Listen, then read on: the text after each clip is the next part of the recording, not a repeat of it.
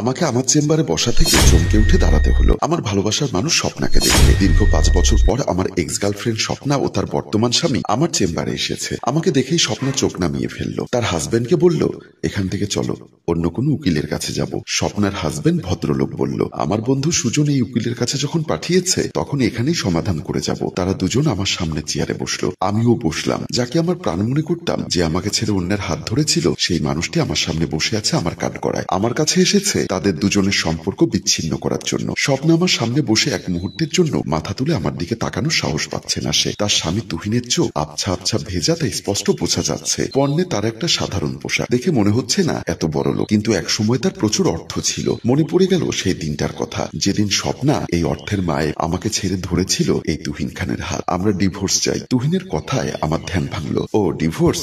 কিন্তু কেন? এই কেনটা শুনলে আপনি অবাক হবেন না উকিল সাহেব, কারণ এটা একটা সচরাচর ঘটনা। অভাব যখন দরজায় আসে, ভালোবাসা তখন জানালা দিয়ে পালায়। মাথা নিচু করে তুহিনের কথার জবাব দিল স্বপ্না। কাউকে দোষারোপ করার আগে নিজের দোষটা দেখে নেওয়া উচিত। এক কথায় দু কথায় দুজনের মধ্যে তর্ক বেঁধে গেল। আমার মনে পড়ে গেল সেদিনের কথা। তোমার ফোনটা গতকাল রাতে বিজি ছিল। আমার কথা শুনে স্বপ্না কিছুটা থতমত খেয়ে বলল, কি বলছো তুমি? আমার ফোনের সমস্যা সেজন্য বন্ধ হয়ে যায়, আবার একা একা চালু হয়। দেখো স্বপ্না, শাক দিয়ে মাছ ঢাকার চেষ্টা করবে না। তোমার সমস্যাটা কি সেটা আমাকে বলো। কার সাথে রাত জেগে কথা বলো? উল্টাপাল্টা কথা একবারও বলবে না। আমি কারোর সাথে কথা বলি না। আমার মোবাইলের সমস্যা। কতবার বলেছি একটা মোবাইল কিনে দাও, তা তো কিনে দেওয়ার কোনো নাম নেই। উল্টো আমাকে দোষারোপ করছো। আমি তোমাকে দোষারোপ করছি না, তুমি যেটা করছো সেটা বলছি। তুমি ইদানিংকাল আমাকে বেশি সন্দেহ করো। তুমি নিজের দোষটা লুকাতে কি আমার উপর দোষারোপ করছো? আগে নিজের দোষটা দেখার চেষ্টা করো। আমি দুজনের ঝগড়া দেখে দীর্ঘশ্বাস ছেড়ে একটা ধমক দিয়ে তাদের ঝগড়া থামালাম। তুহিন বলল, আপনি তো দেখলেন অযথা অকারণে আমার সাথে কি ধরনের ব্যবহার করে। আমি ব্যবসায় লস খাওয়ার পর থেকে আমার সাথে এমন দুর্ব্যবহার নিত্যদিনের রুটিন হয়ে গেছে। স্বপ্ন এবার উত্তেজিত হয়ে দাঁড়িয়ে গিয়ে বলল, একদম উল্টাপাল্টা কথা বলবে না। উকিলের কাছে নিজেকে ভালো প্রমাণ করার চেষ্টা করবে না। তুমি পরকীয়া আসক্ত। সেই মেয়েকে বাড়ি গাড়ি সবকিছু দিয়ে দিয়েছো। ব্যবসায় লস দেখিয়ে এখন আমার সাথে নাটক করছো। আমি সব বুঝি। তুমি ওই মেয়েকে বিয়ে করার জন্যই আজ আমাকে ডিভোর্স দিতে এসেছো। ঠিক আছে, আমি তোমাকে ডিভোর্স দিব না। তুমি কি ঠিকভাবে আমার সংসার করবে? অসম্ভব। তোমার মতো চরিত্রহীন পুরুষের সাথে আমি সংসার করব না। আমি আবারও অবাক হলাম স্বপ্নার দিকে তাকিয়ে। স্বপ্নার কথা শুনে ঠিক 5 বছর আগে এভাবেই গিরগিটির মতো রং বদল করতো স্বপ্না। আজও সেই আগের মতোই আছে। স্বপ্নার মা নূরজাহান বেগম দরজা খুলে দিল। আমি বাসার ভেতরে ঢুকে সালাম দিয়ে জানতে চাইলাম, স্বপ্না কি বাসায় আছে? নূরজাহান বেগম উল্টো আমার কাছে জানতে চাইলো, তুমি কে? আমি আমতা আমতা করে বললাম, আমি স্বপ্নার বয়ফ্রেন্ড। একটু স্বপ্নাকে ডেকে দিবেন। তুমি স্বপ্নার বয়ফ্রেন্ড? তোমাকে তো আগে কখনো দেখিনি। আর স্বপ্না তো কখনো আমাকে তোমার বিষয়ে কিছু বলেনি। আপনার কাছে কেন বলেনি আমি জানি না, তবে স্বপ্নার সাথে আমার 2 বছরের সম্পর্ক। এমন সময় স্বপ্না বাসার ভেতর থেকে দৌড়ে এসে ওর মায়ের পাশে দাঁড়িয়ে বলল, আপনি কে? স্বপ্নার কথা শুনে আমি যেন আকাশ থেকে পড়লাম। তুমি এসব কি বলছো? আমি জানতে চাইছি আপনি কে। স্বপ্না, তুমি আমাকে চিনতে পারছো না? আশ্চর্য ব্যাপার। চিনতে পারলে তো আর প্রশ্ন করতাম না। এসব কি হচ্ছে স্বপ্না? এই ছেলেটা বলছে ও তোমার বয়ফ্রেন্ড, আর তুমি ওকে চিনতে পারছো না? না মা, আমি ওকে সত্যি চিনতে পারছি না। এই ছেলে স্বপ্না তো তোমাকে চেনে না। তাহলে তুমি মিথ্যা কথা কেন বললে? আমি কি বলবো বুঝতে পারছিলাম না। ফ্যাল করে স্বপ্নার দিকে তাকিয়েছিলাম। আজও ফ্যাল করে তাকিয়ে দেখছি আর শুনছি স্বপ্নার সেই মিথ্যা বলার গিরগিটির মতো রং বদলের দৃশ্য।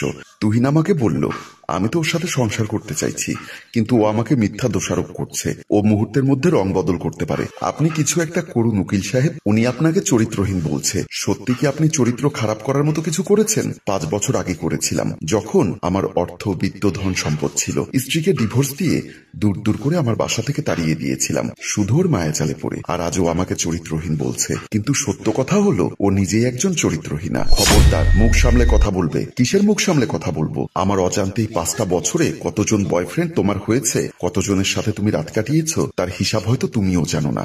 তুহিন, আবারও বলছি, একটা উল্টাপাল্টা কথা বলবে না, তাহলে কিন্তু আমি তোমার নামে মামলা করতে বাধ্য হব। করো মামলা। বারবার মামলার ভয় দেখানোচ্ছে। মামলা করো। সারাটা জীবন যেন আমি জেলের ঘানি টানি, তবু তোমার দুর্ব্যবহার আমার সহ্য হয় না। আবারও দুজন তর্কে জড়ালো। আমার মনে পড়ে গেল জেলার মামলার কথা। আমি পেছন থেকে বারবার স্বপ্নাকে ডাকছি, কিন্তু স্বপ্না আমার ডাকে সাড়া দিচ্ছে না। আমি দৌড়ে গিয়ে স্বপ্নার সামনে দাঁড়ালাম। জানতে চাইলাম, আমি এসবের মানে কি? কিসবের মানে? গতকাল তোমার মায়ের সামনে তুমি আমাকে অস্বীকার করলে, দূর করে বাসা থেকে তাড়িয়ে দিলে। কারণটা কি স্বপ্না?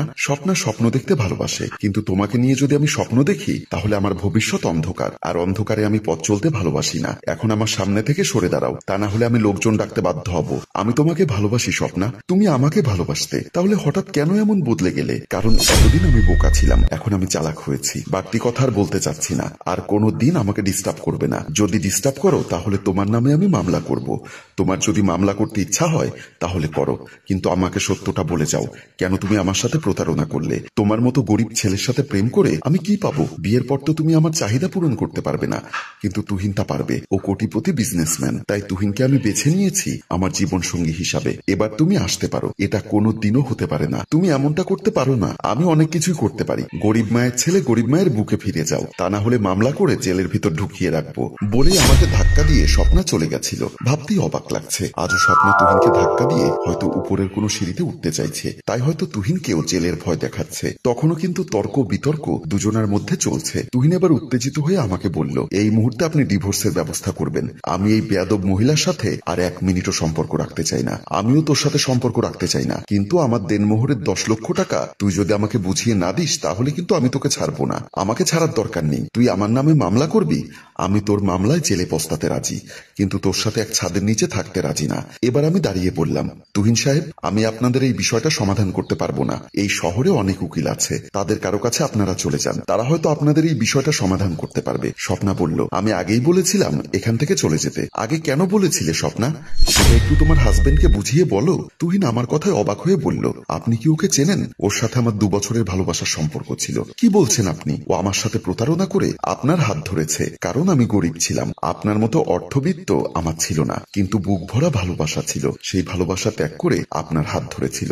আপনি আজ নিঃস্ব হয়ে গেছেন, তা আপনাকে ছেড়ে হয়তো অন্য কারো হাত ধরবে, কিন্তু তুহিন সাহেব, আপনি কি বিশ্বাস করেন কাউকে কষ্ট দিয়ে কেউ কোনো দিন সুখী হতে পারে না? হ্যাঁ, বিশ্বাস করি। আমি আমার স্ত্রীকে কষ্ট দিয়েছি, ডিভোর্স দিয়েছি, সেই পাপের ফল আজ হাড়ে হাড়ে ভোগ করছি। আমি সুখী হতে পারিনি, আর কোনোদিন সুখী হতে পারবো না। তুমিও ভেবো না তুমি সুখী হবে। তোমার কারণে যারা যারা চোখের পানি ফেলেছে, সেই এক এক ফোঁটা পানি তোমাকে অভিশাপ দিবে, আর সেই অভিশাপে তুমি একদিন ধ্বংস হয়ে যাবে। আমি একটার পর একটা কথা বলে যাচ্ছি, কিন্তু স্বপ্না কোনো কথার উত্তর দিচ্ছে না, মাথা নিচু করে আমার কথাগুলো হজম করছে। প্রিয় দর্শক, আপনি যেমন কর্ম করবেন তেমনই ফল পাবেন, শুধু সময়ের অপেক্ষা। সময় আপনাকে ঠিকই সেই সময়ে নিয়ে যাবে, যেই সময় আপনার পাপ কর্মগুলো আপনাকে সাজা দিতে অপেক্ষা করবে, আর আপনার ভালো কর্মের ফল তাও আপনার জন্য অপেক্ষা করবে, আপনাকে পুরস্কৃত করার জন্য। গল্পটি ভালো লাগলে লাইক, কমেন্ট ও শেয়ার দিয়ে আমাদের সাথেই থাকুন।